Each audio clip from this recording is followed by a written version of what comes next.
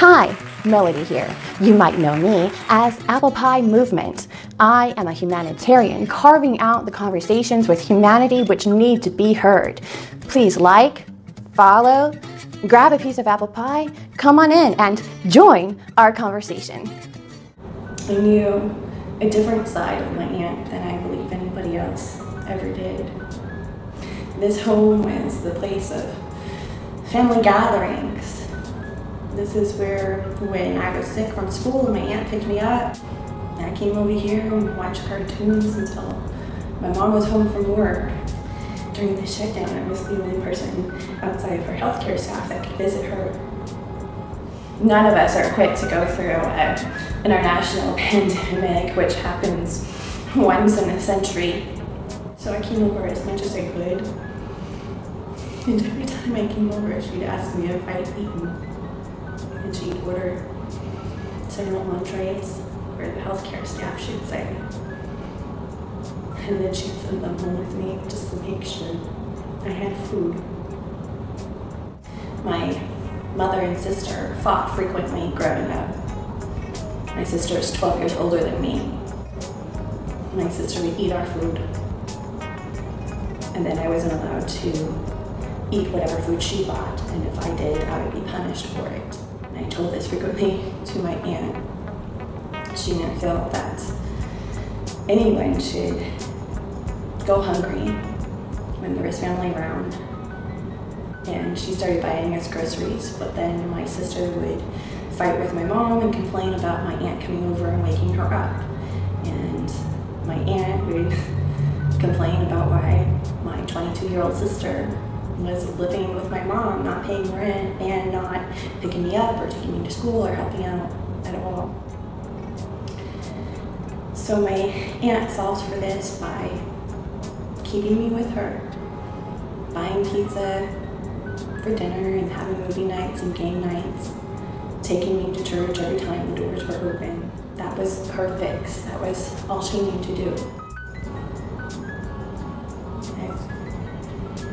I feel like I've become an expert with death, watching people die.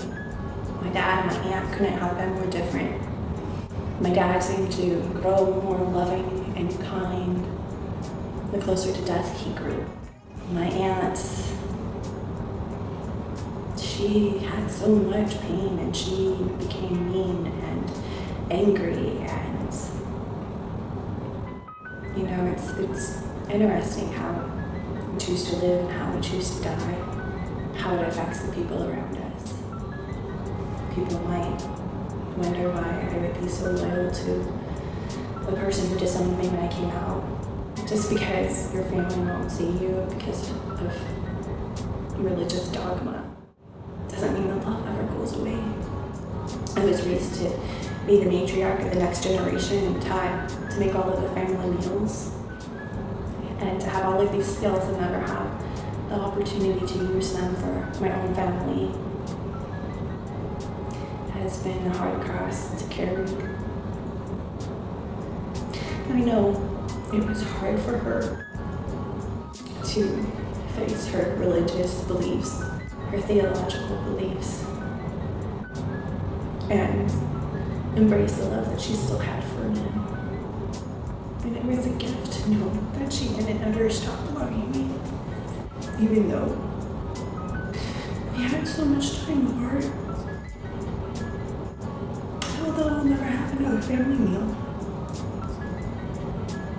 in this home with my aunt, I am grateful to know that she loved me. My aunt was the only person who ever witnessed all of my pain. I don't know how you say goodbye to somebody who knows your entire history. I don't think any of us are ever going to be the same when the world opens back up. Too many of us have lost people, homes, things. Thank you so much for joining our conversation today. Without you, there is no movement. Please like, follow, continue joining our conversations, and remember, you are worthy of love because you exist. Thank you.